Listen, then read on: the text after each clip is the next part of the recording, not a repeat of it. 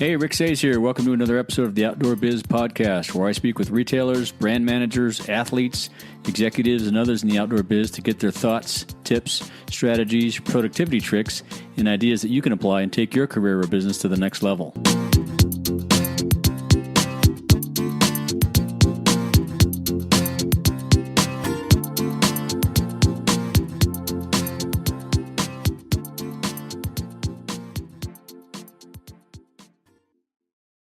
The episode you're about to listen to is my first podcast. Good thing I recorded it with my good friend Allan Pietrasanta. Allan has been an Eastside resident here in Bishop since he walked out the door on graduation day from UCLA, straight up to Bishop. We talk about his path to the outdoors, some of the politics related to the outdoor biz, and plenty of other good stuff. Enjoy. It's good to have you on the show, Allan. Welcome. Well, good morning, Rick. Good to be here. Thanks. So, what was your first exposure to the outdoors? How did you get involved in all the climbing, outdoor hiking things that you've done over the years?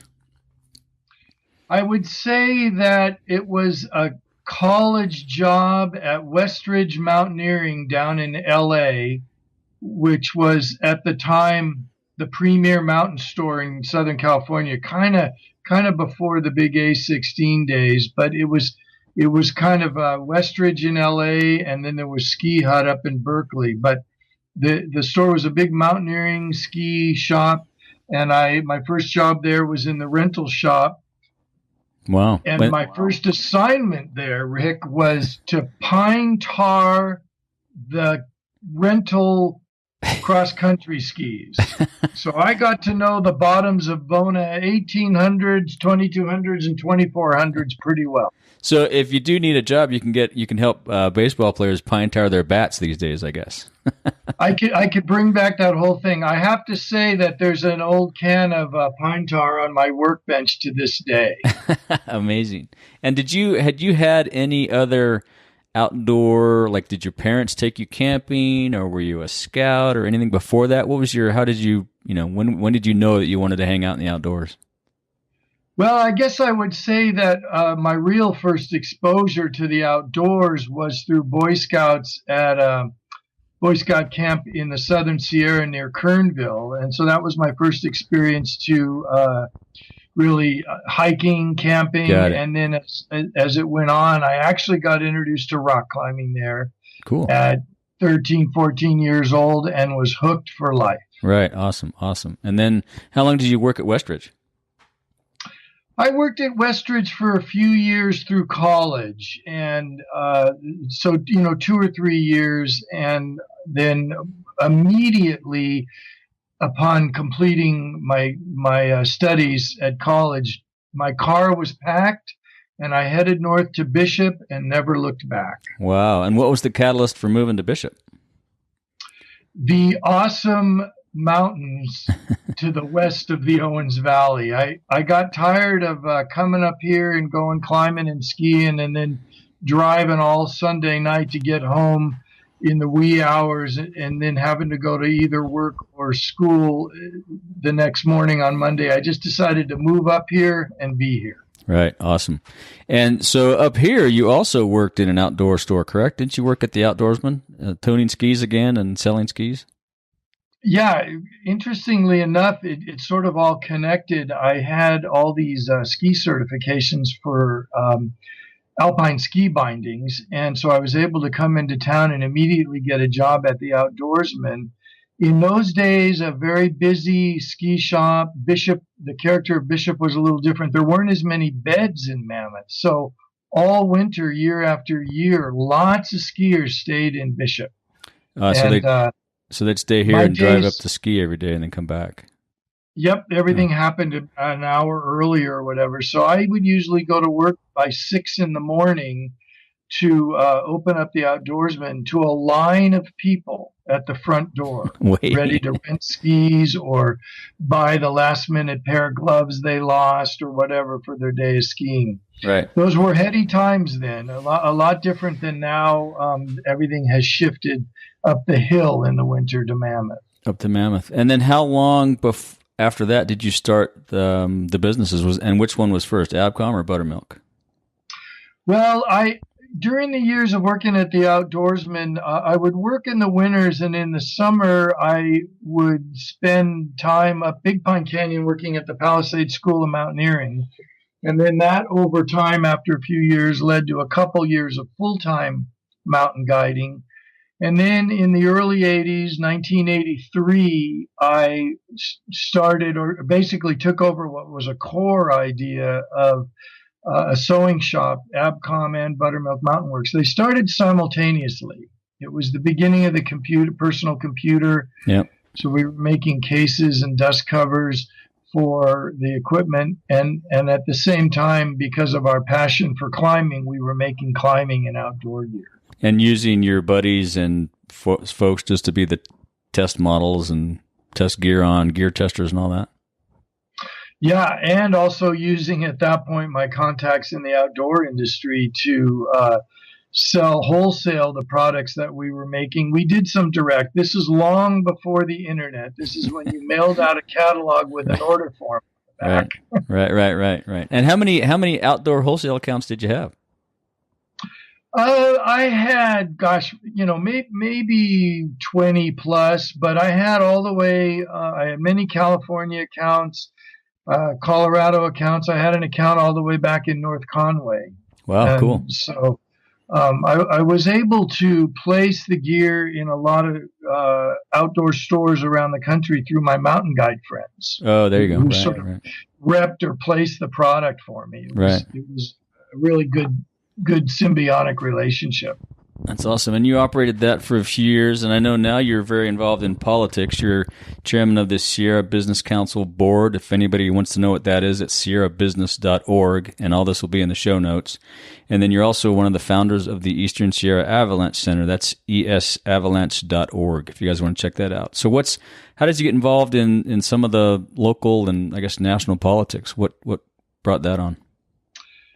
Very early on, as I got involved in the outdoors, I was influenced by the Sierra Club, quite frankly, and the writings of John Muir, and seeing the values of activism and how important it is to protect the environment. And when I moved up here, it was clear to me in a small community, the population of Inyo County is 19,000. I've lived here 40 years, and the population has really not changed that much. And it's clear that you could have an influence here. And as time went on, I got more involved in issues across the Sierra in terms of environmental issues and growth and change. In 20 plus years ago, I fell in with a group of people who were very frustrated by the sort of David Brower Sierra Club view of, look, you either preserve the environment or we're going to sue you. And so this sort of litigation being the kingpin of all solutions for environmental issues was kind of frustrating to many of us. Tie everything up in the courts. Yeah, just bogged it all down, right? Bog it all down and let the lawyers make a lot of money. And I fell in with a group of people who said healthy environments, growing communities in the Sierra, economic viability do not have to be mutually exclusive events. And so we started many years ago something that now is embraced by many outdoor companies and actually even companies in bigger corporate America, which is the triple bottom line. Right.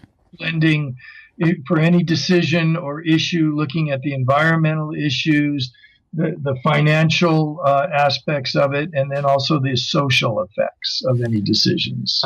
And so now, after all these years, we just learned recently that the Americans spend $887 billion a year on outdoor rec, and the industry creates over 7 million jobs, growing out of what you guys started way back in the day. Do you have any current thoughts on maybe some of the local strategies that you guys use at SBC that might play well on the national stage, or any, how do you think the industry should move forward now that they have some pretty major clout, really?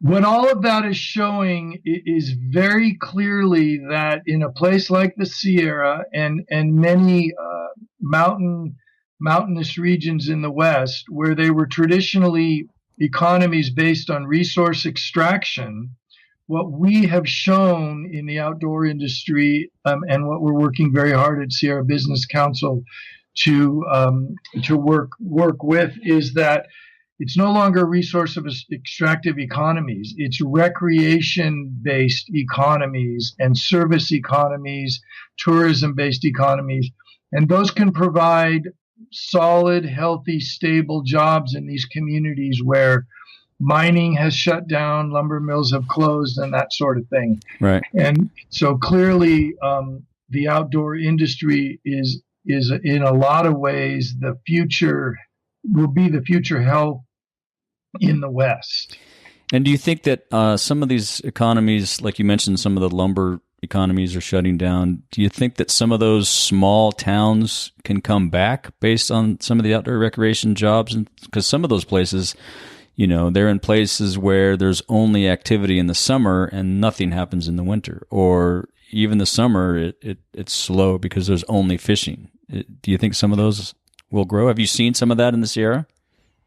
Well, communities in the Sierra are benefiting from things like broadband availability, from attitudes of people where they want to flee the city and raise their families in a more rural area. And so they can move to cities and towns in the Sierra and still have access to the rest of the world, right, and conduct good business. But a very good example to answer your question is up in Loyalton, where old timber area, and lumber mills closed down there years ago. And just recently, that lumber mill has been purchased and is going to be turned into a biomass facility, creating huge amounts of biomass energy for the area up there. And there's an industrial park adjacent to the old lumber mill that's all rigged already for energy intensive manufacturing, things that would take a lot of energy to produce. It's all set up, and those are going to create good jobs that are non-tourist recreation oriented jobs, right, in an old lumber town. And it's kind of a full circle. And what kind of products do those manufacturers produce? Give me an example of an energy-intensive product. Well, besides the energy that will be produced, which is always going to have a market, right? There'll be, I'm sure a lot of those places will be, producing solar energy and wind energy and things like that. Exactly.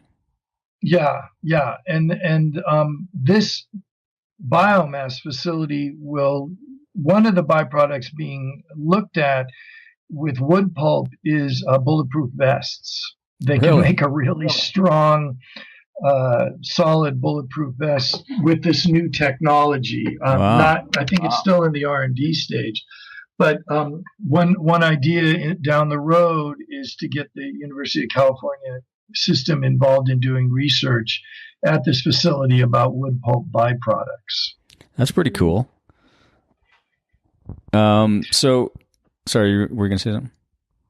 The only other thing I was going to say is this kind of thing with a plant like this that was previously a lumber mill turning into a biomass facility, not only brings full circle for jobs into a rural depressed area, and keeps away, in the case of Sierra Valley or where Loyalton's located, rural sprawl from Reno. It also, in this case, the raw product for this facility is wood, and there's a chance to harvest all these dead trees in the Sierra, which is creating another problem for fire danger. Right, fire dangers, right. So they could re-energize the old growth forests and have new growth forests to produce material to make these vests. Yeah, they can harvest all this dead wood and create better forest health on the one hand, right, and then at the same time have economic activity in an otherwise rurally depressed area. So, any thoughts on how the outdoor biz, as an industry? I'm sure you still give to a lot of the conservation groups and whatnot. Any thoughts on how they can take examples like this? I'm sure you guys aren't the only people doing this. There've got to be examples around the country of things such as this. How can we leverage that as an industry? Well, I would like to see the industry, the companies in the outdoor industry, I would like them to embrace ever deeply work on climate change and its ramifications for the areas where their customers recreate. Right. I would like to see them involved with forest health, water quality issues, working with communities to reduce their carbon footprint as manufacturers in their process, working to reduce their carbon footprint. I think there's a tremendous amount of opportunity on that.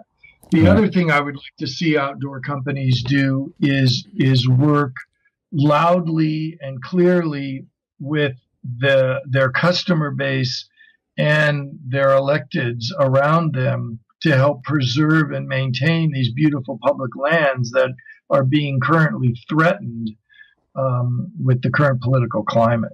Right. Yeah. It seems to me that there's a huge opportunity for every outdoor industry company to reach out directly to the consumer a little more than they're doing. And that could be the next wave of, grassroots activism that we see as these companies involving their consumer, which would be terrific. Yeah, I mean, the companies need to realize that, as one example, this effort to by states or local counties to grab federal land, whether it's BLM land or park land or Forest Service land, and turn them into local control. What has happened, like up in the state of Utah, the state's just sold that to private industry. They're thereby losing access and losing open space land to recreate in. That's a serious threat to the whole industry and to our environment in general. And I think it's a great opportunity for the outdoor industry to really step forward for the environment. Yep. I think a lot of people support that view. So we have about 5 minutes left. Do you have any thoughts or suggestions for a young person, just getting out of high school, just graduating college, wanting to, repeat the Allan Pietrasanta move to Bishop and, live in the hills? Any thoughts on where those folks should look for work? Some things they might consider doing? Any advice to the young folks out there? Yeah, Rick, I have advice. It's 2 words. Get out. I think I would encourage all of us, young and old, to continue to get out. Go check out what it feels like to sleep in the forest and spend all night here and the winds rip through the trees, or climb some peak and get sweaty and dirty and enjoy the view from the summit, or go run that rapid in the river and realize you survived it. Yeah. But get out. There's nothing like it, and it will open your mind to more outdoor activities. And you and I grew up in a generation of people that embraced it deeply and changed their lives because of it. Maybe not everybody can do that, but I can tell you that it's a great compliment to whatever else is going on in your daily life to get out. Yeah, it sure does clear up a lot of the clouds. And as our good friend Doug Robinson said, more nights on the ground and under the stars are not a bad thing. So I subscribe to that wholly. Yep, yes. Yep. Well, I appreciate your time. Any final thoughts for our listeners?